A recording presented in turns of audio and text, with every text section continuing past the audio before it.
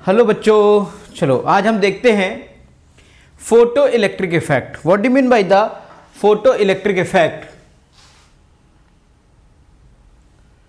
चलिए, क्या मीनिंग है इसके फोटो इलेक्ट्रिक इफेक्ट के, इस चीज़ को हम लोग समझते हैं। लास्ट टर्न पे हमने आपको बताया था कि फोटोन का क्या मतलब होता है और फोटोन की एनर्जी क्या होती है। जैसे ये फोटोन है और फोटोन की एनर्जी हम जानते हैं E is equal to H nu. Planck के कॉन्सेप्ट से हमने इस चीज़ को समझा था, E is equal to H nu को समझा था। अब आप देखिए, फोटोन इज इंसिडेंट, यानी इंसिडेंट रे है ये, और एक फोटोन यहाँ पर अटैक कर रहा है। फोटोन का इंसिडेंस हो रहा है, फोटोन का इंसिडेंस हो रहा है। एक इंसिडेंट रे है जो कि फोटोन से मिलकर बनी है और दैट इज मेटल के एक सरफेस पर वो अटैक नॉक करती है। तो जो मेटल के सरफेस पर लूजली बॉन्डेड इलेक्ट्रॉन्स होते हैं, मेटल का सरफेस है, ऑब्वियसली मेटल के सरफेस पे लूजली बॉन्डेड जो इलेक्ट्रॉन होगा, दैट लूजली बॉन्डेड जो इलेक्ट्रॉन होगा ऑब्वियसली सबसे बाहरी शेल का सबसे लूजली बॉन्ड इलेक्ट्रॉन होगा। एंड सपोज करिए ये न्यूक्लियस है और ये सबसे बाहर का ये ऐसे शेल्स होंगी, इन शेल्स में सब में इलेक्ट्रॉन्स होंगे और ये शेल का सबसे आउटर मोस्ट शेल है और इस आउटर मोस्ट शेल का सबसे लूजली बाउंडेड इलेक्ट्रॉन है, लूजली बाउंडेड इलेक्ट्रॉन है। And to eject this loosely bonded electron, यानी आउटर मोस्ट शेल के उस इलेक्ट्रॉन को, सरफेशियल इलेक्ट्रॉन को इजेक्ट करने के लिए यहां पर फोटोन एक रे आती है जो कि फोटोन से मिलकर बनी है और एक फोटोन की एनर्जी एच न्यू है। एंड आपको मैं बताऊं, पूरी रे की नहीं बल्कि सिंगल फोटोन ही सफिशिएंट है उस इलेक्ट्रॉन को इजेक्ट करने के लिए। और यहां से इलेक्ट्रॉन देखिए इजेक्ट हो जाता है, दिस इलेक्ट्रॉन इज इजेक्टेड, ये इलेक्ट्रॉन आपका इजेक्ट हो गया, यानी this is ejected electron means बाहर निकल गया, ये इलेक्ट्रॉन आपका बाहर निकल गया। लेकिन इन्होंने ये कहा है कि पूरी रे ही नहीं, there is only one photon is sufficient to eject the electron. अगर फोटोन की एनर्जी उस इलेक्ट्रॉन की जो बाइंडिंग एनर्जी है, जिस एनर्जी से ये न्यूक्लियस से बाइंड हुआ है, एंड उसके अगर just equal and opposite energy इसे प्रोवाइड कर दी जाए और उस एनर्जी को, जो मिनिमम एनर्जी होती है इस इलेक्ट्रॉन को आउट इजेक्ट करने के लिए, that is called as work function और थ्रेशोल्ड एनर्जी, वर्क फंक्शन और थ्रेशोल्ड एनर्जी। आप समझिएगा इस बात को कि ये इलेक्ट्रॉन इस न्यूक्लियस से किसी बाइंडिंग एनर्जी से बंधा होगा। ऑब्वियसली इसको इजेक्ट करने के लिए एक बाइंडिंग एनर्जी रिक्वायर्ड होगी और अगर इक्वल एंड अपोजिट हम यहां पर एक थ्रेशोल्ड एनर्जी प्रोवाइड इसे कर दें, थ्रेशोल्ड एनर्जी इसे प्रोवाइड कर दें, और ये थ्रेशोल्ड एनर्जी जिसे हमें वर्क फंक्शन भी कह सकते हैं, this is also called work function, this is also called work function and work function is basically W। तो जो बाइंडिंग एनर्जी यहां पर मैं दिखा रहा हूं कि बाइंडिंग एनर्जी, और ये वर्क फंक्शन कौन है, this work function is basically H nu naught. ये मिनिमम एनर्जी है which is required to eject the electron from the outermost shell of a metal. Surficial metal electron को निकालने के लिए ये मिनिमम एनर्जी है, and this minimum energy is called threshold energy और work function, threshold energy और work function.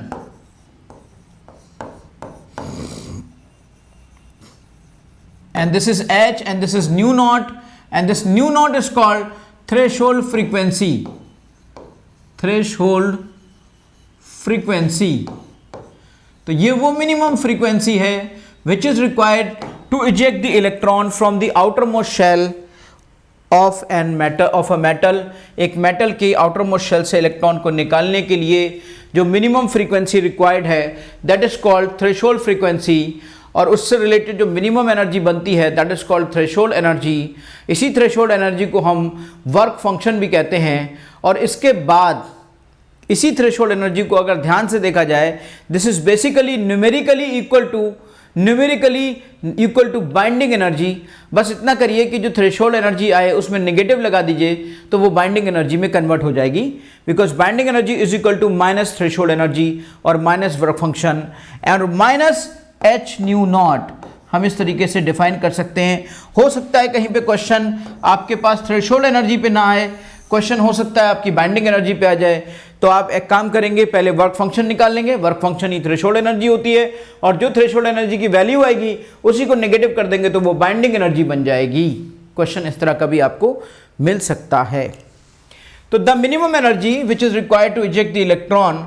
अब आप मुझे ये बताइए, सपोज करिए यहां पर हमने जो फोटोन की एनर्जी है, अगर ये फोटोन की एनर्जी जो इंसिडेंट एनर्जी है फोटोन की, और हम इस इलेक्ट्रॉन को निकालना चाहते हैं, तो to eject the electron, if we want to eject the electron, हम इस इलेक्ट्रॉन को निकालना चाहते हैं, तो tell me one thing, this E should be equal to और greater than W for to eject the electron. To eject the electron, अगर हम एक इलेक्ट्रॉन को निकालना चाहते हैं तो जो इंसिडेंट एनर्जी है that should be greater than W और इक्वल टू W, या मिनिमम इंसिडेंट एनर्जी उस फोटोन की, इंसिडेंट फोटोन की एनर्जी उसके वर्क फंक्शन से बराबर या ज्यादा होनी चाहिए। अगर बराबर हुआ तो इलेक्ट्रॉन जस्ट निकलेगा और सरफेस पे ही रहेगा, उसकी बाइंडिंग न्यूक्लियस के साथ खत्म हो जाएगी, but that ejected electron will not move because it doesn't have extra energy. इसके पास एक्स्ट्रा एनर्जी नहीं होगी। सपोज करिए मैं इसी चीज़ को यहीं पे थोड़ा सा और आपको समझाता हूँ, एक बार फिर से समझिए, बहुत अच्छा कॉन्सेप्ट है। फिजिक्स में आप और अच्छे से समझेंगे और टिपिकल न्यूमेरिकल्स निकालेंगे। केमिस्ट्री में यहाँ पर उनका बहुत बेसिक से थोड़ा प्लस आइडिया मैं आपको दे रहा हूँ, और बेसिक क्वेश्चन तो फिजिक्स के भी आपके इससे निकल जाएंगे। आप जरिए समझिएगा कि यहाँ पर ये एक मेटल है, और एक मेटल, जैसे मेटल ऐसी मेटल्स ली जाती हैं जिसके इलेक्ट्रॉन बहुत ही लूजली बॉन्डेड होते हैं, सीजियम टाइप के मेटल्स होते हैं। इनके इलेक्ट्रॉन जो आउटर मोस्ट शेल के होते हैं वो बहुत ही लूजली बॉन्डेड इलेक्ट्रॉन होते हैं। तो उनको लिया गया और उनके ऊपर किसी फोटोन को इंसिडेंट कराया गया, उसकी फोटोन की एनर्जी को इंसिडेंट कराया गया, और उस फोटोन की एनर्जी h न्यू है, इंसिडेंट फोटोन की एनर्जी h न्यू है। If you want to eject this electron, तो इस इलेक्ट्रॉन की अपनी बाइंडिंग इस न्यूक्लियस के साथ है। अगर इस बाइंडिंग एनर्जी को हम मिनिमम बाइंडिंग एनर्जी प्रोवाइड कर देंगे तो ये इलेक्ट्रॉन इजेक्ट होने की कंडीशन में, निकलने की कंडीशन में आ जाएगा। और इस बाइंडिंग एनर्जी को अगर हम minimum energy required to eject an electron के कॉन्सेप्ट को समझें तो that is called work function. उस वर्क फंक्शन को हम थ्रेशोल्ड एनर्जी भी कह सकते हैं या वर्क फंक्शन भी कह सकते हैं, और that work function is nothing but negative of binding energy. That threshold energy is nothing but negative of binding energy. तो इसका मतलब हमने उतनी एनर्जी को प्रोवाइड कर दिया तो ये इलेक्ट्रॉन इजेक्ट होने की कंडीशन में निकल आया। बट अभी इलेक्ट्रॉन को एक्स्ट्रा एनर्जी नहीं मिली है तो इलेक्ट्रॉन मूव नहीं कर पाएगा। अगर मेरी इंसिडेंट फोटोन की एनर्जी इस वर्क फंक्शन से ज़्यादा हो जाए तो इसके पास उसकी जो उतनी एनर्जी होगी वो तो वर्क फंक्शन में काम आ जाएगी, वो तो उसकी बाइंडिंग को तोड़ने में काम आ जाएगी, और जो एक्स्ट्रा एनर्जी बचेगी that will provide the velocity to the electron, और इलेक्ट्रॉन को वेलोसिटी मिल जाएगी और वो मूव कर जाएगा, बाहर निकल जाएगा किसी वेलोसिटी के साथ। इस कॉन्सेप्ट को दिया था आइंस्टीन ने। इस चीज़ को हम और थोड़ा सा देखते हैं अगली पीपीटी में। इस कॉन्सेप्ट को दिया था आइंस्टीन ने, कैसे आइंस्टीन ने दिया था और इसमें क्या हुआ था, यहाँ पर चीज़ों को दिया गया है। फिर से मैं इस चीज़ को भी समझता हूँ। आप देखिएगा एक ट्यूब है, उस ट्यूब के अंदर हम इस चीज़ को देखते हैं कि कोई रेडिएशन डाला गया है और ये फोटोन की एनर्जी यहाँ पर आ रही है, ये फोटोन की एनर्जी यहाँ पर आ रही है। इससे इलेक्ट्रॉन इजेक्ट हो रहे हैं और उन इलेक्ट्रॉन्स को वेलोसिटी मिल रही है, इससे इलेक्ट्रॉन्स इजेक्ट हो रहे हैं। These are the ejected electrons. ये इलेक्ट्रॉन्स इस कैथोड से इलेक्ट्रॉन इजेक्ट हो रहे हैं and these electrons are moving towards anode. ये एनोड की तरफ मूव कर रहे हैं। जब एनोड की तरफ मूव कर रहे हैं तो उससे क्या होगा, उससे ये होगा कि उन्हें एक वेलोसिटी मिली। कैसे वेलोसिटी मिली, देखिए जो ये इंसिडेंट एनर्जी है, this energy should be greater than, अगर ये और इक्वल टू W, जैसा कि मैं आपको पहले बता चुका हूँ। यहाँ पे दो कंडीशंस होंगी, या तो ये E जो होगा वो W के इक्वल होगा, और या ये E ग्रेटर देन W या W से ज़्यादा होगा। अगर ये E इक्वल टू W होगा तो जस्ट इजेक्शन होगा बट नो वेलोसिटी, और यहां पे इजेक्शन तो होगा ही होगा, यानी इलेक्ट्रॉन निकलेगा एंड मूविंग, और इलेक्ट्रॉन फिर मूव कर जाएगा बिकॉज उसके पास थोड़ी सी एक्स्ट्रा एनर्जी होगी। तो ये जो एक्स्ट्रा एनर्जी है वो मोशन में काम आ रही है, और हम जानते हैं कि मोशन के लिए जिस एनर्जी की रिक्वायरमेंट होती है वो होती है काइनेटिक एनर्जी। आइंस्टीन ने इसको रिलेट किया। देखिए आइंस्टाइन ने किस तरीके से रिलेट किया। उन्होंने कहा, मैं पहले बता देता हूँ फिर पीपीटी में समझा दूंगा। उन्होंने कहा कि जो एनर्जी हम इंसिडेंट फोटोन की होगी, this energy can be used in two places, one is ejection and other is motion. यानी पहले वो इजेक्शन में काम आएगा, यानी इजेक्शन के लिए W चाहिए और मोशन के लिए काइनेटिक एनर्जी चाहिए। तो this energy which is I am providing to the surface of the metal, वो एनर्जी दो जगह पर काम आएगी। एक तो उस इलेक्ट्रॉन को इजेक्शन के लिए और उसके बाद उसके मोशन के लिए। This energy will use to eject the electron and this energy is used of motion of electron. उसके बाद इलेक्ट्रॉन आगे मूव भी तो करेगा ना। तो याद रखिएगा, this will be E will be is equal to H nu naught plus half mb max square. वो मैक्सिमम वेलोसिटी होगी जिसके साथ वो निकलेगा, और ये वो काइनेटिक एनर्जी मैक्सिमम होगी जिसके साथ वो निकलेगा। और ये न्यू नॉट क्या है? ये न्यू नॉट वो मिनिमम फ्रीक्वेंसी है। न्यू नॉट क्या है? Nu naught is the minimum frequency which is required to eject the electron, that is called threshold frequency. Threshold frequency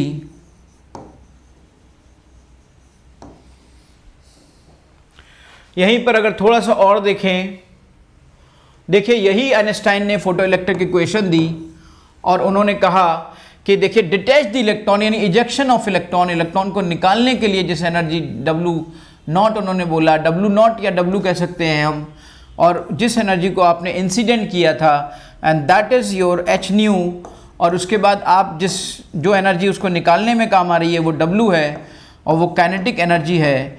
इस H न्यू को हम ऐसे लिख सकते हैं, H न्यू यहाँ पर आपका ये आ गया। अब आप देखिए इस इक्वेशन को हम थोड़ा सा और डिटेल करेंगे। W की जगह पे हम क्या लिख सकते हैं? H न्यू नॉट, और this is your kinetic energy. तो हो सकता है कहीं पर आपको इस तरह की इक्वेशन की ज़रूरत पड़ जाए। तो ये वो फ्रीक्वेंसी है जो कि इंसिडेंट होगी, और ये वो मिनिमम फ्रीक्वेंसी है जो रिक्वायर्ड होगी, जिसे थ्रेशोल्ड फ्रीक्वेंसी कहेंगे, और ये आपकी काइनेटिक एनर्जी है। अगर यहाँ पर कोई इलेक्ट्रॉन की वेलोसिटी के बारे में सवाल पूछे, इलेक्ट्रॉन किस वेलोसिटी के साथ बाहर निकलेगा, तो हमारी ये काइनेटिक एनर्जी को लिखने का तरीका होगा, और हम इस तरीके से इलेक्ट्रॉन की उस वेलोसिटी को निकाल पाएंगे जिस वेलोसिटी से इलेक्ट्रॉन बाद में मूव करेगा। H nu is equal to H nu naught plus half mb square, और इसको सॉल्व कर लेंगे easily. Okay, this is kinetic energy, ये आपका W हो गया। आप यहाँ देखिए, यहाँ पर काइनेटिक एनर्जी है, ये इंसिडेंट एनर्जी है, this is your kinetic energy, और इस तरीके से ये एनर्जी है जो इंसिडेंट है, and this is your W। Now you can say this thing, अगर आप इसको एनर्जी और उसके कॉन्सेप्ट में लेना चाहें तो आप देखिए E is equal to, graph जो इन्होंने बनाया है W प्लस काइनेटिक एनर्जी। तो क्या मतलब हुआ W प्लस काइनेटिक एनर्जी का? W प्लस काइनेटिक एनर्जी का मतलब ये हुआ कि अगर आप इसे E को ले रहे हैं x एक्सिस पर और इसको ले रहे हैं y एक्सिस पर, तो आप इस तरीके से इसको ले सकते हैं कि KE is equal to E minus W। तो ये हो गया आपका y is equal to mx plus C. देखिए ज़रा mx प्लस सी अगर आ गया तो इसका मतलब ये हुआ कि x की डायरेक्शन में आपका E आ गया और y के उस पर आपका काइनेटिक एनर्जी आ गया। और इस तरीके से ये जो इंटरसेप्ट है, this intercept is work function. ये इंटरसेप्ट नेगेटिव इंटरसेप्ट है बेटा। तो ये नेगेटिव इंटरसेप्ट कैसे जाएगा? ये नेगेटिव इंटरसेप्ट ऐसे जाएगा, नीचे की तरफ जाएगा। ये नेगेटिव इंटरसेप्ट ऐसे जाएगा, और इसको हम यूँ कह सकते हैं, ये नेगेटिव इंटरसेप्ट ऐसे जाएगा, and this is called your negative intercept. आप यहाँ से y is equal to mx plus C से अगर कर्व ड्रॉ करेंगे तो आपके पास देखिए y एक्सिस पर आपका काइनेटिक एनर्जी आएगा और x एक्सिस पे आप E लाएंगे और m की वैल्यू 1 आ जाएगी, यानी कि ये एंगल आपका 45 आएगा, 45 आएगा और ये एंगल आपका 45 आएगा, ये एंगल आपका 45 आएगा और ये नेगेटिव जो वैल्यू आएगी दिस इज बेसिकली W, ये W आएगा और ये एंगल आपका theta is equal to 45 degree बन जाएगा, क्योंकि m इज इक्वल टू होगा 1 और m इज इक्वल टू होता है 1 और 1 is equal to m is equal to होता है tan theta. It means theta is equal to 45। इस तरीके से यहाँ पर आप इसके कर्व ड्रॉ कर सकते हैं, बहुत सारे फ्रीक्वेंसी और उसमें भी कर्व ड्रॉ किया जा सकता है। एक और कर्व की मैं बात कर सकता हूँ, थोड़ा सा देखता हूँ मैं इसमें स्पेस आगे, थोड़ा सा इस हाँ फ्रीक्वेंसी का और इंटेंसिटी का कर्व है, ये फ्रीक्वेंसी का कर्व है। चलिए मैं इसको देखता हूँ थोड़ा सा।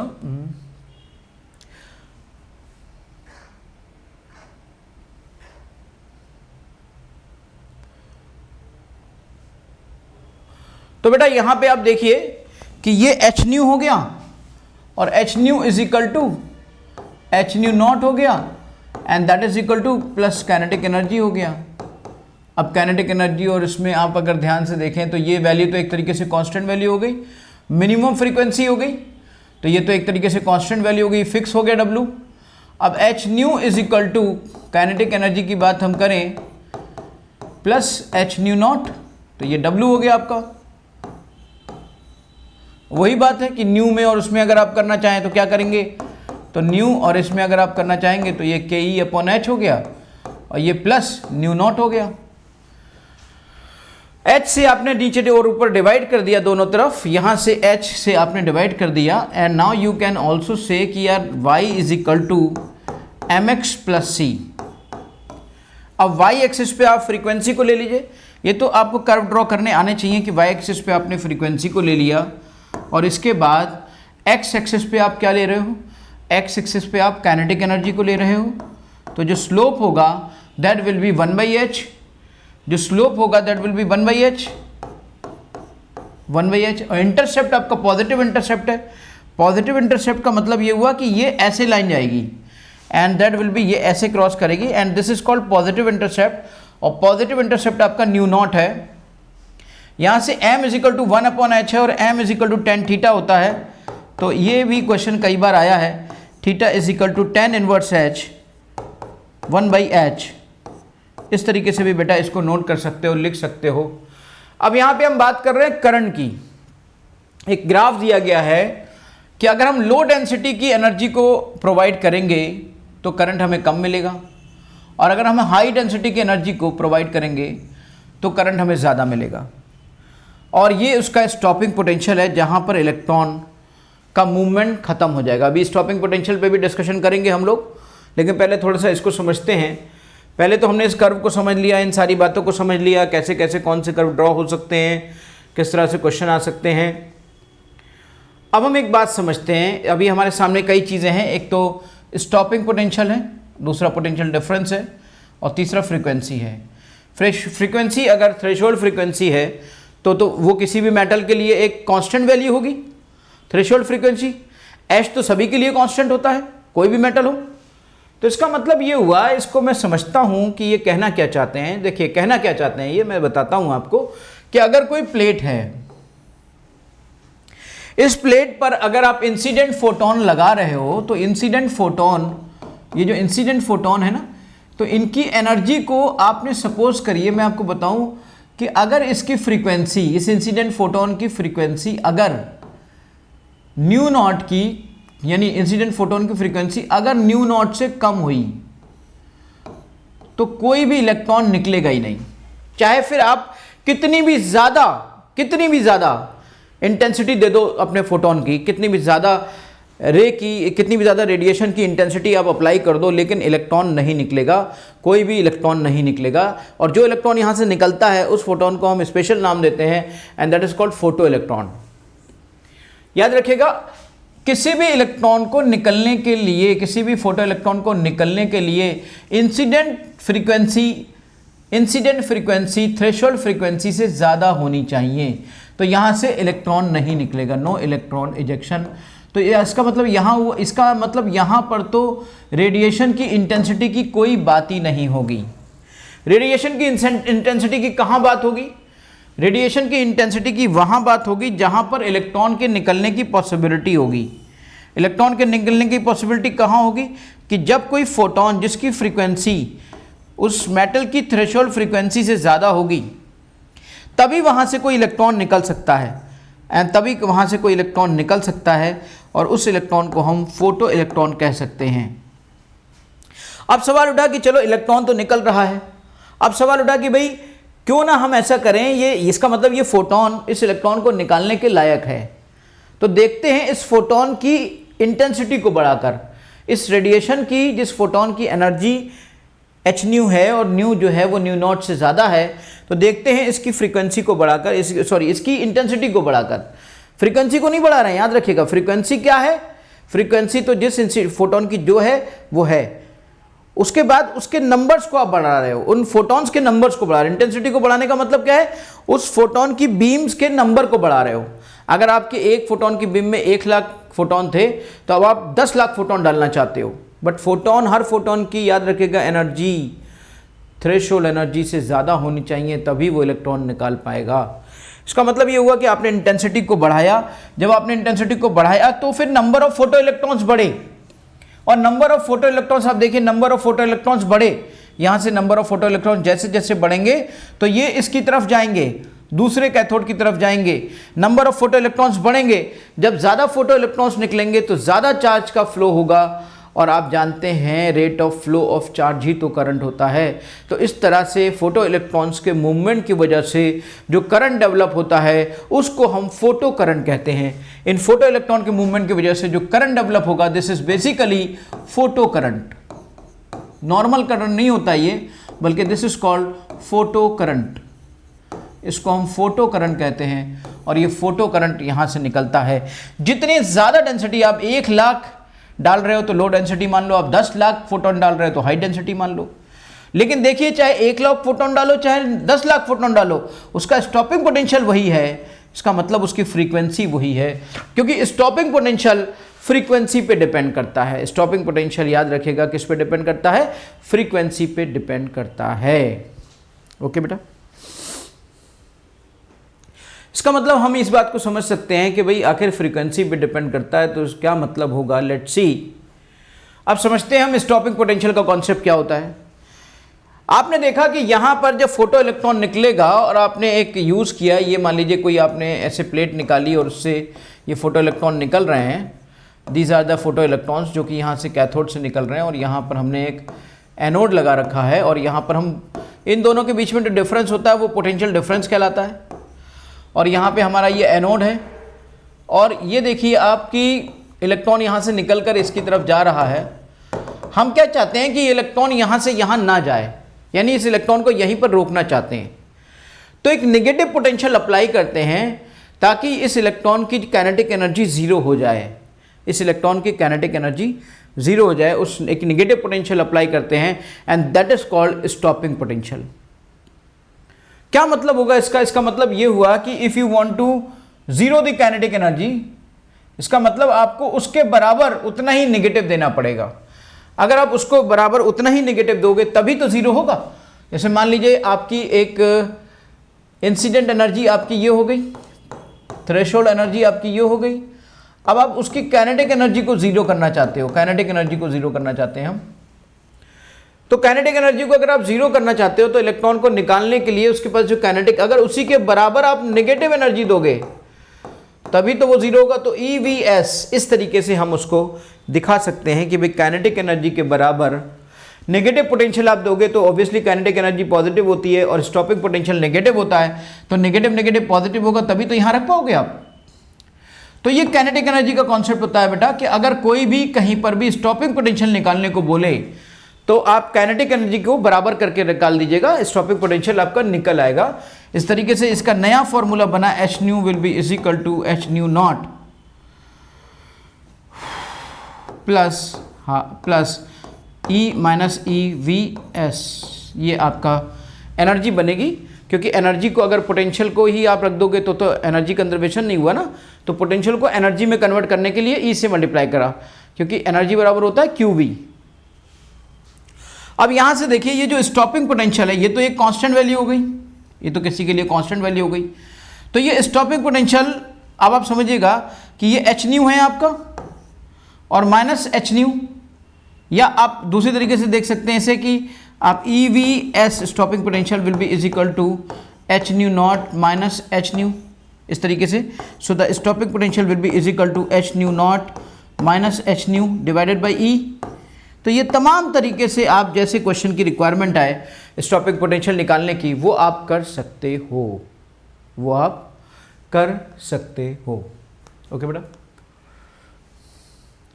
तो स्टॉपिंग पोटेंशियल निकालने का कॉन्सेप्ट आपके सामने आ गया। अब जरा समझिए यहां क्या कहना चाहते हैं ये।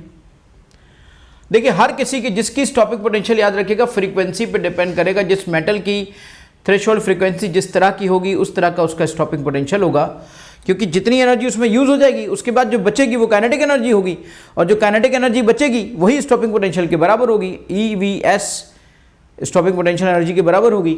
इसका मतलब ये हुआ कि अगर यहां पर आप फोटो इलेक्ट्रिक करंट चाहते हो तो सबसे पहली बात तो यहां पर एक अप्लाइड वोल्टेज का हमने कॉन्सेप्ट दिया। फोटो इंटेंसिटी मान लीजिए आपने कांस्टेंट कर दी, इसका मतलब फोटोन को फिक्स कर दिया, इंटेंसिटी हमने कांस्टेंट कर दी, और हम अब डिफरेंट फ्रीक्वेंसी के फोटोन को डाल रहे हैं। तो डिफरेंट फोटोन फ्रीक्वेंसी के फोटोन को डालेंगे तो उससे आप क्या समझ रहे हो, क्या उससे करंट आपका चेंज, अगर इंटेंसिटी कांस्टेंट हो गई तो डिफरेंट फोटॉन्स की एनर्जी को डालोगे आप तो उससे इंटेंसिटी यानी करंट पे फर्क नहीं पड़ेगा। करंट डिपेंड करता है इंटेंसिटी पर, याद रखिएगा फ्रीक्वेंसी पे डिपेंड नहीं करता है, जबकि इलेक्ट्रॉन का निकलना फ्रीक्वेंसी पे डिपेंड करता है, इंटेंसिटी पे डिपेंड नहीं करता। यानी ejection of electron depends on the frequency of incident photon and photo current depends on the intensity of photon radiation, intensity of photon radiation। और ये इसकी मस्ट कंडीशन है कि जिसकी आप इंटेंसिटी ले रहे हो और फोटोन करंट पैदा करना चाहते हो तो उसकी थ्रेशोल्ड फ्रीक्वेंसी, उसकी फ्रीक्वेंसी थ्रेशोल्ड फ्रीक्वेंसी से ज़्यादा होनी चाहिए। इस तरीके से यहाँ देखिए ये दिखाया जा रहा है कि आपने एक फ्रीक्वेंसी का यूज़ किया, आपने दूसरी फ्रीक्वेंसी का यूज़ किया, आपने तीसरी फ्रीक्वेंसी का यूज़ किया। अगर इंटेंसिटी तीनों करंट को तीनों इलेक्ट्रॉन को निकालने के लिए एलिजिबल हैं, लेकिन अगर उनकी इंटेंसिटी आपने बराबर कर दी तो उनका कांस्टेंट, उनसे जो करंट मिलने वाला है वो करंट कांस्टेंट होगा, क्योंकि करंट इंटेंसिटी पे डिपेंड करता है और उन फोटॉन्स की इंटेंसिटी पे डिपेंड करता है जो फोटोन एलिजिबल होते हैं किसी फोटो इलेक्ट्रॉन को निकालने के लिए। ऑब्वियसली अगर फोटो इलेक्ट्रॉन ही निकलेगा तो फोटोन करंट कहाँ से बनेगा, तो photo current depends on the intensity of the incident photons, और उन फोटॉन्स की जिनकी जो इसलिए इस लायक हैं जिनकी फ्रीक्वेंसी थ्रेशोल्ड फ्रीक्वेंसी से ज़्यादा है। सवाल उठता है, कभी कभी बात होती है थ्रेशोल्ड वेवलेंथ की, तो अगर ये थ्रेशोल्ड फ्रीक्वेंसी है तो ये थ्रेशोल्ड वेवलेंथ क्या होगी। भाई आप सब जानते हो कि थ्रेशोल्ड वेवलेंथ, अगर आप इस चीज़ को देखो कि V is equal to lambda, अब ये लैम्डा, अब देखिए ये जो थ्रेशोल्ड फ्रीक्वेंसी है ये थ्रेशोल्ड फ्रीक्वेंसी मिनिमम फ्रीक्वेंसी होगी, लेकिन अगर यही बात ये थ्रेशोल्ड वेवलेंथ हो गई तो ये threshold wavelength maximum threshold wavelength होगी। इसी फॉर्मूले को हम ऐसे बदल सकते हैं HC अपॉन लैम्डा, इस तरीके से आप कर सकते हो HC अपॉन लैम्डा, न्यू को C अपॉन लैम्डा कर सकते हो या V अपॉन लैम्डा कर सकते हो, यहाँ पे C HC upon lambda naught and plus half can MB square, and this is called threshold wavelength. Lambda naught यहाँ पर थ्रेशोल्ड वेवलेंथ है। वहाँ पे ये कहा गया था, अगर यहाँ पे थोड़ा सा क्वेश्चन को चेंज करें, वहाँ पे ये कहा गया था किसी इंसिडेंट, किसी इलेक्ट्रॉन को निकालने के लिए, किसी इलेक्ट्रॉन के इजेक्शन के लिए जो इंसिडेंट फ्रीक्वेंसी है वो थ्रेशोल्ड फ्रीक्वेंसी से ज़्यादा होनी चाहिए। यहाँ पे उल्टी बात कही जाएगी, क्योंकि इसके जस्ट रिवर्स होता है ये कि किसी भी इलेक्ट्रॉन को निकालने के लिए इंसिडेंट वेवलेंथ थ्रेशोल्ड वेवलेंथ से कम होनी चाहिए, यानी कि थ्रेशोल्ड वेवलेंथ से कम होनी चाहिए टू इजेक्ट द इलेक्ट्रॉन।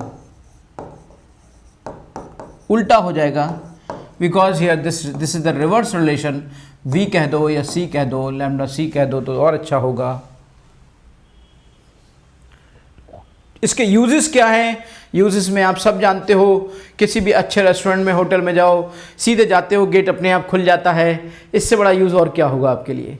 वो जो शान दिखती है आपको, वो इसी फोटो इलेक्ट्रिक इफेक्ट की वजह से है। वो इसी फोटो इलेक्ट्रिक इफेक्ट की वजह से, देखिए फोटो इलेक्ट्रिक सेल का यूज़ होता है। फोटो सेल से आप इन सब चीज़ों में जो सोलर एनर्जी को क्रिएट करते हो, या आपको फ़ोटो पिक्चर होती हैं, तमाम चीज़ों में ये फ़ोटो इलेक्ट्रोड होता है, तमाम चीज़ों में ये काम आता है। लाइट डिपेंडेंट रजिस्टर में बनाने में भी काम आती है ये वर्किंग, बहुत ही यूज़फुल वर्किंग है। चलिए इस पर हम लोग कुछ क्वेश्चंस देखते हैं।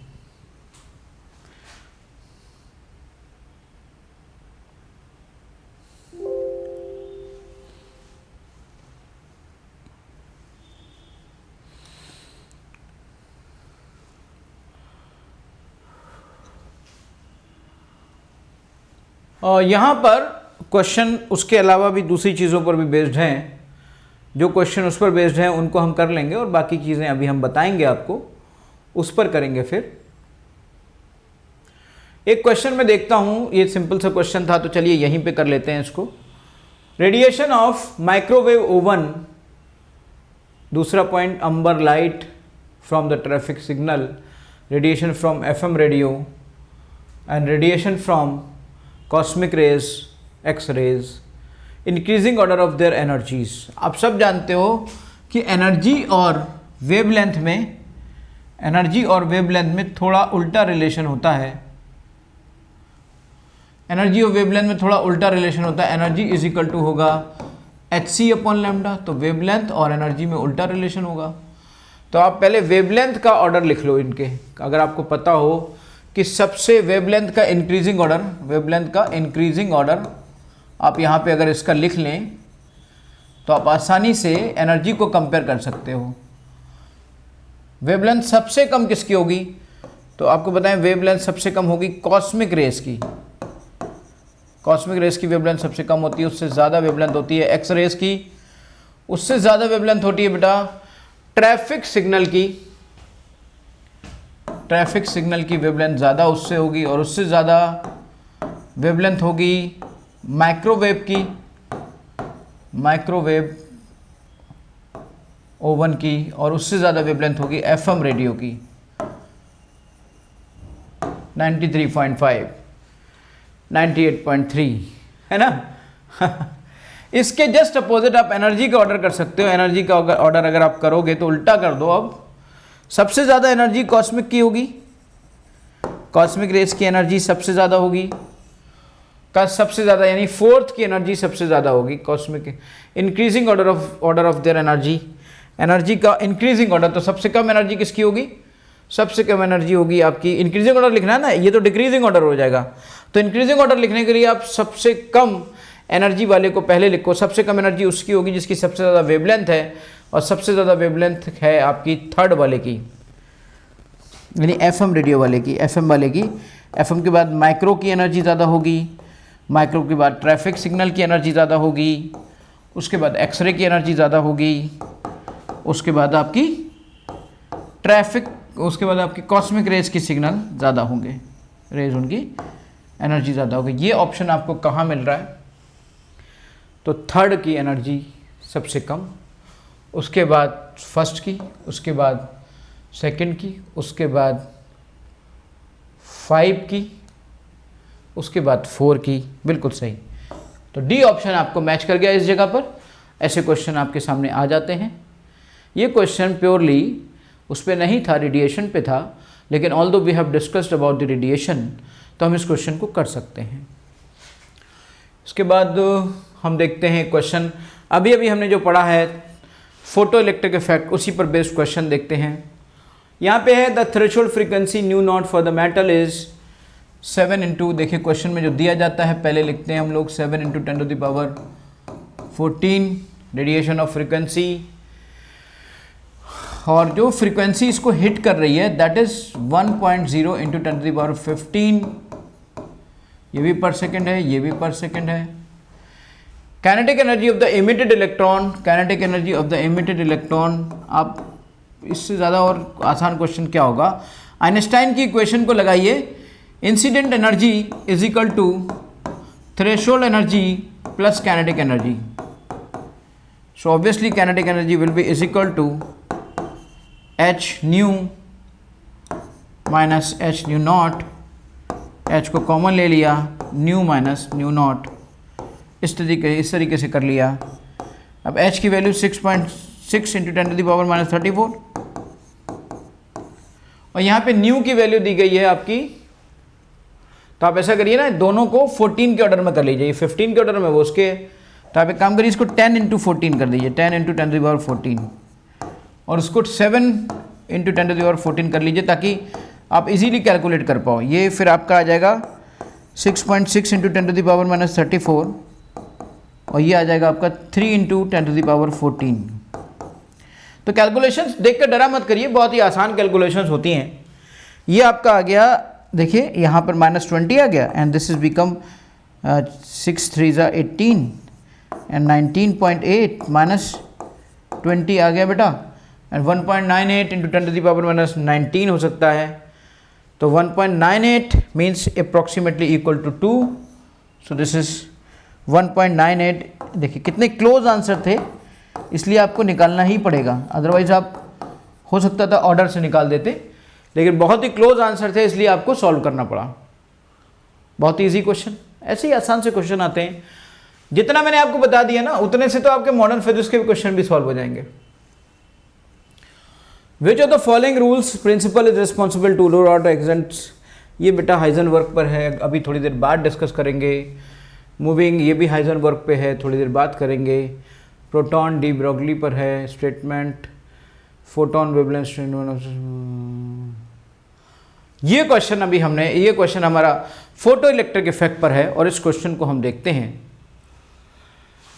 देखिए फोटो इलेक्ट्रिक इफेक्ट पर क्वेश्चन दिया है कि फोटोन है जिसकी वेवलेंथ वो स्ट्राइक कर रहा है, वेवलेंथ 150 पिकोमीटर है। 150 पिकोमीटर का मतलब हुआ 1.5 एंगस्ट्रॉम, तो 1.5 एंगस्ट्रॉम का मतलब क्या हुआ कि आप हम 10 to the power minus 10 metre कर दो। अगर आप इससे चाहते तो 10 to the power minus 12 metre कर देते। तो लैम्डा आपका आ गया इतना, and one of its inner bound electron is ejected with the velocity of, और एक वेलोसिटी जिस एनर्जी से वो निकल रहा है उसकी वेलोसिटी दी है 10 टू द पावर 7 मीटर पर second. Then binding energy by which electron is bond to the nucleus, तो बॉन्डिंग एनर्जी की बात हो रही है। हम सब जानते हैं कि incident energy is equal to W plus kinetic energy, यही तो जानते हैं। अब इंसिडेंट एनर्जी, बाइंडिंग एनर्जी लिखिए, अभी थोड़ी देर पहले मैं बता रहा था कि बाइंडिंग एनर्जी क्या होती है, थोड़ी देर पहले मैंने बताया था binding energy is equal to minus threshold energy. तो माइनस थ्रेशोल्ड एनर्जी, और थ्रेशोल्ड एनर्जी को हमने यहाँ पे W कह दिया, इसका मतलब यहाँ से W निकाल लीजिए और उसको नेगेटिव के फॉर्म में लिख दीजिए, आपको सही जवाब मिल जाएगा। यहाँ पे E की वैल्यू कैसे निकलेंगी, E की वैल्यू निकलेगी hc अपॉन लैम्डा से, और H पता है, C पता है, लैम्डा पता है।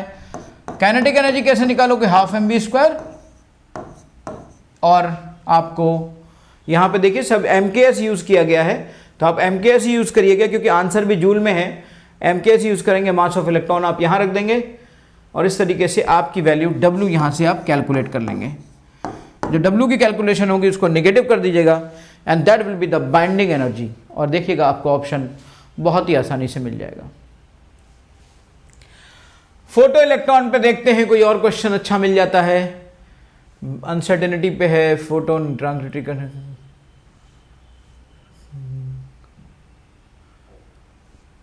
फोटो इलेक्ट्रॉन पे ये क्वेश्चन हमने देखे अभी तक। इसके बाद हम लोगों ने बेटा इस तरीके से हमने अपना फोटो इलेक्ट्रिक इफेक्ट पूरा किया। अब हमारी जो डीपीपी है इसमें कुछ क्वेश्चंस, इससे पहले कि हम बोर एटॉमिक मॉडल पे पहुँचें, बोर एटॉमिक मॉडल पे पहुँचने से पहले हम हाइजेनबर्ग का अनसर्टेनिटी प्रिंसिपल समझ लेते हैं, हम डी ब्रोगली का ड्यूअल नेचर ऑफ वेव समझ लेते हैं, ड्यूअल नेचर ऑफ मैटर समझ लेते हैं। छोटा छोटा है और उसको समझते हैं और उसके बाद इन क्वेश्चंस को एक बार फिर से करते हैं।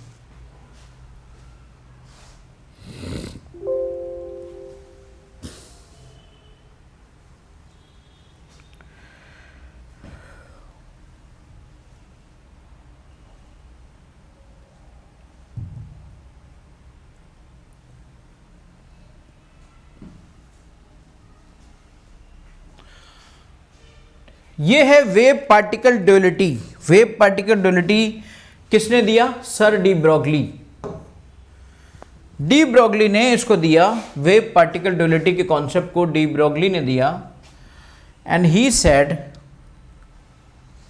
देखिए उन्होंने क्या कहा। डी ब्रोगली ने ये कॉन्सेप्ट दिया, बेटा इनका यूज हम लोग करेंगे इसलिए मैं यहीं पे बता दे रहा हूं। वेव पार्टिकल ड्यूअलिटी यानी कि कोई भी matter, dual nature of matter इसे कहते हैं। कोई भी मैटर आपको दो तरह से अपने फॉर्म को दिखा सकता है कि या तो वो वेव नेचर को शो करेगा या वो पार्टिकल नेचर को शो करेगा।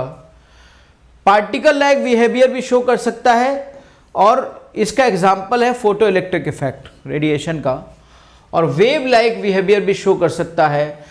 इसका एग्जाम्पल है डेविसन जर्मर एक्सपेरिमेंट और इंटरफ्रेंस डिफ्रैक्शन। पार्टिकल नेचर का जो एग्जाम्पल है वो आपके सामने hot body radiation, X-ray production, photo electric effect है ना, एटॉमिक स्पेक्ट्रा, ये सब इसके पार्टिकल बिहेवियर को शो करते हैं। और ये आपका Davisson Germer experiment, diffraction, interference, ये सब आपके वेव नेचर को रिप्रेजेंट करते हैं। और पार्टिकल और वेव का स्ट्रेट लाइन में चलना, हाइगन्स थ्योरी, ये सब के सब वेव नेचर को सपोर्ट करते हैं। इसका मतलब ये हुआ कि मैटर हमारा दो तरह से रिलेट हो सकता है, उसके अंदर दोनों चीज़ें हो सकती हैं। पहली बार डी ब्रोगली ने इस कॉन्सेप्ट को लाया और उन्होंने कहा कि देखो किसी भी वेव की आइडेंटिटी क्या है, किसी भी वेव की आइडेंटिटी उसकी लैम्डा है। किसी भी पार्टिकल की आइडेंटिटी क्या है, कोई अगर पार्टिकल है तो उसकी आइडेंटिटी क्या है, किसी भी पार्टिकल की आइडेंटिटी उसका मोमेंटम है। तो ऐसा करते हैं, एक बहुत बड़ा काम किया जिसने पूरी फिजिक्स की दुनिया को बदल के रख दिया कि इन दोनों को आपस में कोरिलेट कर दिया। लैम्डा और पी को एक आपस में कोरिलेट कर दिया, और लैम्डा और पी को कोरिलेट करने का रिलेशन उन्होंने बहुत ही, आपको कितना छोटा सा लग रहा है ये, lambda is equal to h upon p, पर इसको करने में उन्हें हज़ारों पेज लग गए, हज़ारों पेज का वर्क करना पड़ा, तब जाके ये एक रिलेशन निकला है जो आपको एक सिंगल लाइन भी नहीं है, एक सिंगल छोटा सा स्पेस लिया है इस रिलेशन ने और दुनिया में कमाल करके रख दिया इस रिलेशन ने। Delta is equal to lambda is equal to h upon p. यहाँ पर एक पार्टिकल का नेचर, कोई भी चीज़ की, किसी भी पार्टिकल की पहचान क्या है, उसमें मोमेंटम होगा तो वो पार्टिकल है। किसी भी वेव की पहचान क्या है, उसमें लैम्डा होगा तो वो पार्टिकल है। इन्होंने इनको छोटे छोटे एक्सपेरिमेंट्स को, छोटे छोटे जो माइक्रोस्कोपिक पार्टिकल्स हैं, ख़ास तौर से जो माइक्रोस्कोपिक हैं, उनमें ये रूल बहुत अच्छे से अप्लाइड होता है। माइक्रोस्कोपिक पार्टिकल्स मतलब क्या हुआ, ये जो रूल था, ये जो इन्होंने ये जो रिलेशन निकाला, मोमेंटम का रिलेशन निकाला, और फोटोन को तो हम एज ए पार्टिकल ही ले रहे हैं ना, और किसी पार्टिकल की पहचान उसका पी होता है। फोटोन पार्टिकल क्या है, फोटोन है, तो इसका मतलब जो पी है फोटोन, यहाँ पे क्या है, पार्टिकल है, उसका क्या है ये, उसका ये मोमेंटम है।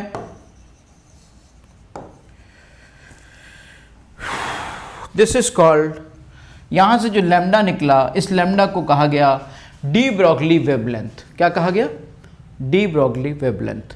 इस तरह के बहुत सारे एग्जाम्पल, बहुत सारे एक्सपेरिमेंट्स आपको देखने को मिलेंगे जो कि डी ब्रोगली की बात को बार बार सच कर रहे हैं। अब देखिए, particle nature of electromagnetic radiation. इन्होंने बताया कि देखो भाई, अगर आप इसको समझना चाहते हो एक्सपेरिमेंट्स के ज़रिए, और आप ये देखना चाहते हो कि यहाँ पे डिम ब्लू लाइट आपको दिख रही है, कैथोड से निकला, एनोड पे गया, सर्किट पूरा हुआ। अगर फोटो इलेक्ट्रॉन ना निकला होता तो सर्किट पूरा ना होता, सर्किट पूरा हुआ तो करंट डिटेक्ट हो गया। और अगर यहीं पर इसको हम जस्ट, आप देखो, इसको अगर हम चीज़ों को थोड़ा सा बदल दें और तब यहाँ पर ये सर्किट पूरा ना हो तो कोई करंट डिटेक्ट नहीं होगा, करंट कोई भी डिटेक्ट नहीं होगा। इसका मतलब क्या हुआ कि करंट का डिटेक्शन यहाँ पर किसकी मदद से हुआ, particle nature of electromagnetic radiation से हुआ। Dual nature of electromagnetic radiation में अगर हम उसकी वेव की बात करें तो ऑब्वियसली वेव की अपनी कुछ प्रॉपर्टीज़ होंगी और उनसे रिलेटेड कुछ फेनोमेना होंगे। पार्टिकल नेचर की बात करें तो ऑब्वियसली उसका एक पार्टिकल नेचर होगा, उसकी कुछ प्रॉपर्टीज़ होंगी और उसके अपने फेनोमेनाज होंगे। हमने वेव नेचर के फेनोमेनाज को भी देखा, हमने पार्टिकल नेचर के फेनोमेनास को भी देखा, तो इजी हो गया हमारे लिए। एक बहुत ही आसान कॉन्सेप्ट है ये कि भाई कोई भी मैटर दुनिया का, और ख़ास तौर से ये जो रूल है it is very valid up to microscopic particle, but not still valid, not valid up to, not valid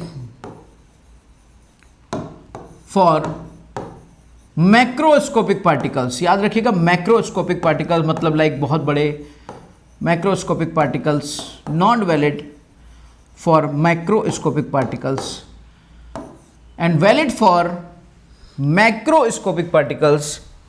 ये जो भी हम देख रहे हैं ये वैलिड है for microscopic particles, microscopic particles के लिए ये वैलिड है और मैक्रोस्कोपिक पार्टिकल के लिए ये वैलिड नहीं है।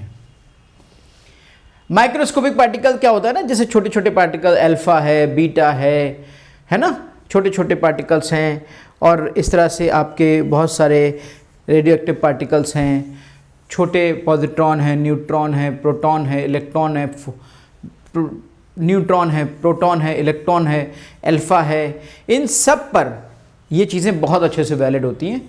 हर किसी की वेवलेंथ निकाल सकते हो आप, और उसको एज ए पार्टिकल भी कंसीडर कर सकते हो। उसको पार्टिकल, जैसे मान लीजिए आप इलेक्ट्रॉन ही की बात कर लो, इलेक्ट्रॉन को अगर उसके पार्टिकल नेचर को देखो तो इलेक्ट्रॉन पार्टिकल नेचर की प्रॉपर्टीज भी शो करता है, और इलेक्ट्रॉन में एक वेवलेंथ डेवलप होती है, उन फेनोमेनास को भी फॉलो करता है।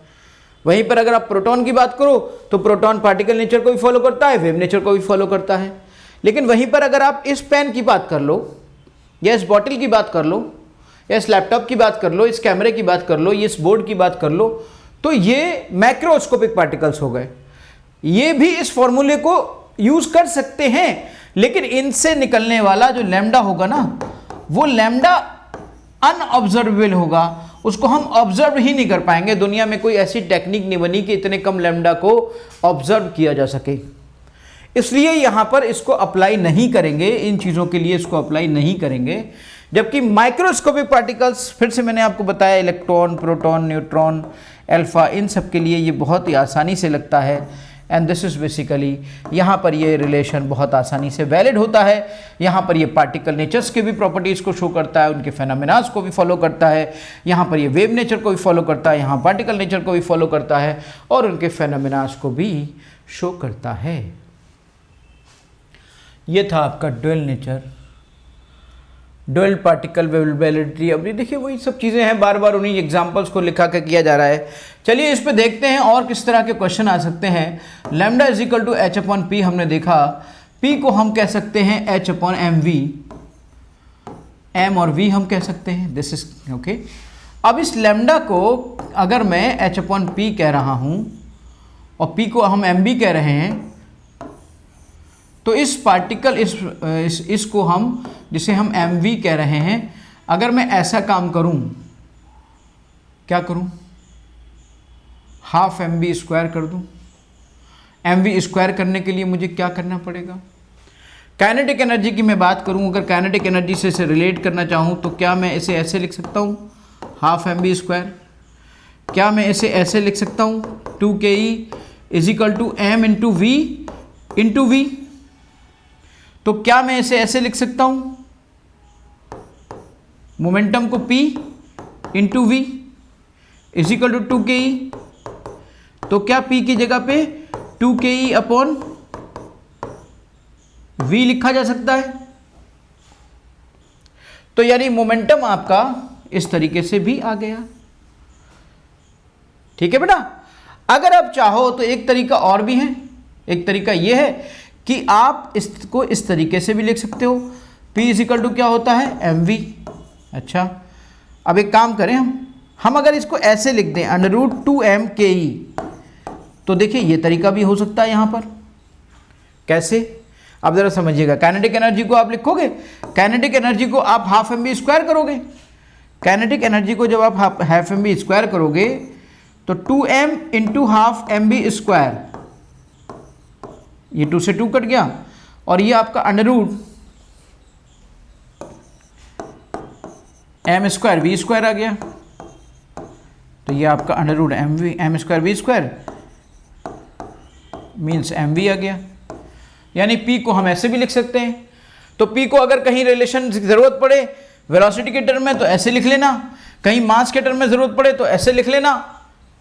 जैसी क्वेश्चन की रिक्वायरमेंट आए, जिस तरह से कंडीशन दी गई हो उस तरह से लिख लेना। आमतौर पे इस तरीके से भी इसको लिखा जाता है।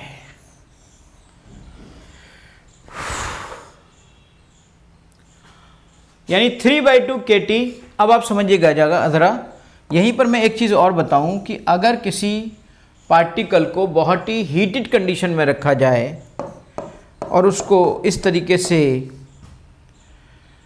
उसके F/2 kT में रखा जाए, एक उसकी काइनेटिक एनर्जी का फॉर्मूला होता है, आप थर्मोडायनेमिक्स में पढ़ेंगे, किसी मॉलिक्यूल की काइनेटिक एनर्जी का फॉर्मूला होता है। अब वो काइनेटिक एनर्जी, अब वो मॉलिक्यूल कैसा मोशन कर रहा है इस बात पे डिपेंड करता है डिग्री ऑफ फ्रीडम। अगर वो मॉलिक्यूल डायएटॉमिक है तो अलग होगा, अगर वो पॉलीएटॉमिक है तो अलग होगा, अगर वो मोनोएटॉमिक है तो उसके लिए अलग होगा। ये सब आप थर्मोडायनेमिक्स में पढ़ोगे। तो इस चीज़ का भी हम काइनेटिक एनर्जी की जगह यूज़ कर सकते थे। और lambda is equal to h/√2m के की जगह हम लिख सकते हैं F/2 kT, F/2 kT लिख सकते हैं। देखना बेटा, F/2 kT। अब देखिए एक बिल्कुल नया रिलेशन बना है, लैम्डा इज इक्वल टू, आपको ये चीज़ें बहुत ही कम जगह मिलेंगी, 2m के हटा दीजिए और ये आप m रख दीजिए, ये आप f रख दीजिए, ये आप kT रख दीजिए। और f क्या है? f is the degree of freedom. f आपका डिग्री ऑफ फ्रीडम है बेटा। तो क्वेश्चन कैसे भी आपके पास आ जाए, आपको मोमेंटम दिया हो, आपको काइनेटिक एनर्जी वेलोसिटी के टर्म में, आपको काइनेटिक एनर्जी मास के टर्म में दिया, मास और काइनेटिक एनर्जी का फॉर्मेट डेवलप किया गया हो, या फिर वहाँ पर काइनेटिक एनर्जी के अलावा वहाँ पर कुछ टेम्परेचर पर डिपेंडेंसी दिखा रहे हों और टेम्परेचर से रिलेट करना चाहें, तो उस तरीके से आप करना चाहते हो, you can easily find out. Okay बेटा, ये था आपका डी ब्रोगली का कॉन्सेप्ट, जिसे हम कहते हैं dual nature concept, wave nature of electron. De Broglie equation यहाँ पर देखिए फिर से वही कंडीशंस, वही बातें वैलिड की गई, डी ब्रोगली एंड श्रोडिंगर। और इस तरीके से हम श्रोडिंगर को भी थोड़ी देर बाद समझेंगे। हम पहले समझते हैं अनसर्टेनिटी के प्रिंसिपल को, क्योंकि क्वांटम मैकेनिकल मॉडल बाद में आएगा, पहले हम समझेंगे अनसर्टेनिटी को। क्वांटम मैकेनिकल मॉडल हम इसके बाद समझेंगे। या फिर डी ब्रोगली का जो डुअल नेचर है यहाँ तक हम समझते हैं, और इसके बाद हम फिर समझेंगे बेटा बोर मॉडल को, और बोर मॉडल को समझने के बाद फिर हम इस पर आएंगे कि अनसर्टेनिटी बोर मॉडल कहाँ कहाँ पे गलत हो गया, और उसके अलावा फिर हम आएंगे क्वांटम मैकेनिकल मॉडल पर। तो चलिए एक काम करते हैं, पहले हम डी ब्रोगली के कॉन्सेप्ट पे कुछ क्वेश्चंस को कर लेते हैं जो अभी हमने कॉन्सेप्ट पढ़ा है।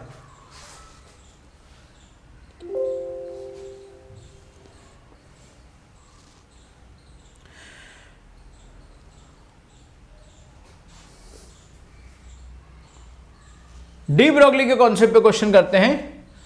ये आपका फोटोइलेक्ट्रिक इफेक्ट पर है, ये हाइजेनबर्ग पर है, ये हाइजेनबर्ग अनसर्टेनिटी पर है, ये wavelength associated with the photon and the velocity is this. इसको हम कह सकते हैं डी ब्रोगली का क्वेश्चन है। ये देखिए इसमें क्वेश्चन दिया हुआ है जिसमें वेवलेंथ और वेलोसिटी, मोमेंटम कहीं रिलेटेड हो, वो डी ब्रोगली का कॉन्सेप्ट है। तो डी ब्रोगली का कॉन्सेप्ट अगर हम यहाँ पे देखें, the wavelength associated with the proton, wavelength associated with the proton, याद रखिएगा associated with the proton,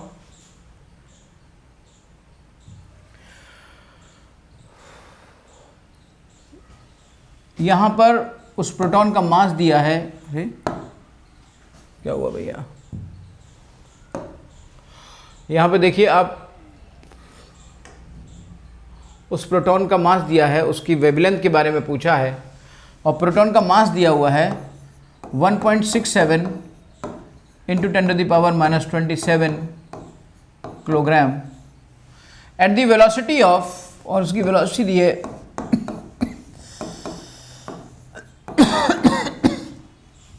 10⁻³ metre पर सेकेंड, उससे एसोसिएटेड लैम्डा निकाल लो, बहुत ही आसान है, h अपॉन पी, यानी h अपॉन पी, पी मतलब mv। अब ये देखिए आप h आपको पता ही है 6.6 इंटू 10⁻34, m आपको ये सब MKS में दिया है ना, तो बहुत ही आराम से MKS में रखिए आप 1.67। v आपका आ गया 10⁻³ इस तरीके से आप इसका लैम्डा निकाल लीजिए। दिस इज लैम्डा, आराम से आपको कोई ना कोई ऑप्शन मिल जाएगा।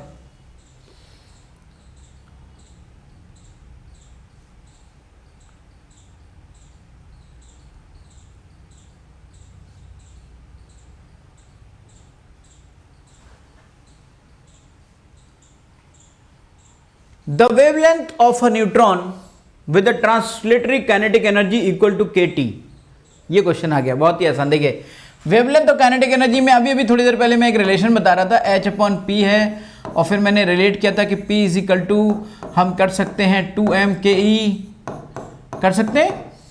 और यहाँ पे इन्होंने एक अच्छी बात कह दी, इन्होंने काइनेटिक एनर्जी को kT के बराबर कर दिया बेटा, काइनेटिक एनर्जी को kT के बराबर कर दिया, तो ये तो बड़ी अच्छी बात है। तो लैम्डा इज इक्वल टू, आप ऐसा करिए लैम्डा की वैल्यू तो पहले बाद में निकालिए, पहले मोमेंटम निकाल लीजिए, तो 2m/kT। यहाँ पे देखिए wavelength of a neutron, neutron का m मास दिया है, मास आप जानते ही हो न्यूट्रॉन का 1.67 इंटू 10⁻27 किलोग्राम। इसके अलावा kT दी गया है, टेम्परेचर दिया है 300 केल्विन का। अब k की वैल्यू हमें नहीं पता है, बोल्ट्जमैन कांस्टेंट होता है, लेकिन अगर k की वैल्यू तुम्हें नहीं पता है तो तुम एक तरीका अपना सकते हो, k इज इक्वल टू होता है बेटा r upon n0, Avogadro number. तो आप एक काम कर सकते हो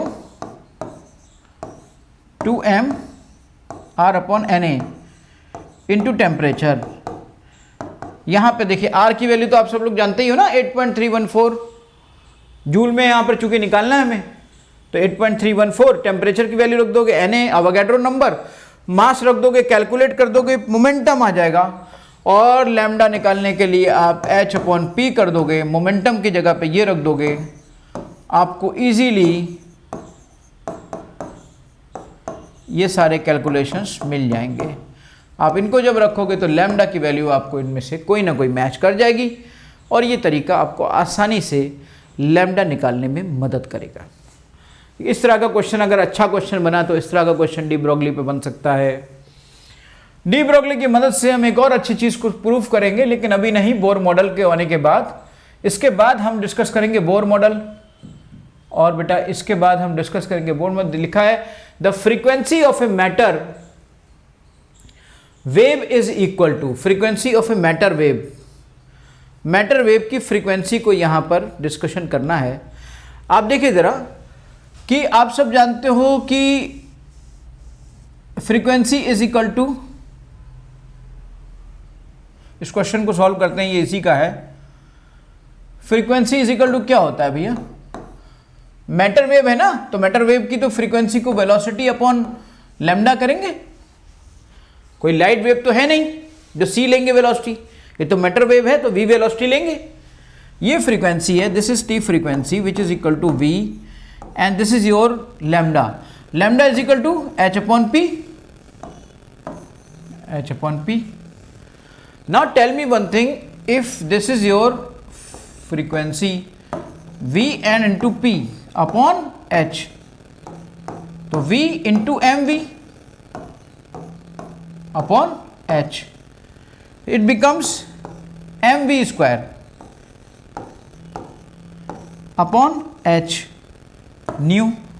now tell me one thing, half के एनर्जी इज इक्वल टू होती है हाफ एम वी स्क्वायर, तो एम वी स्क्वायर बराबर कितना होगा, m v square will be is equal to 2ke। इसका मतलब यहां पर फ्रीक्वेंसी बराबर हो जाएगा 2ke upon h, this is your frequency. देखो बेटा किसी से मैच कर रहा है, 2ke अपॉन h।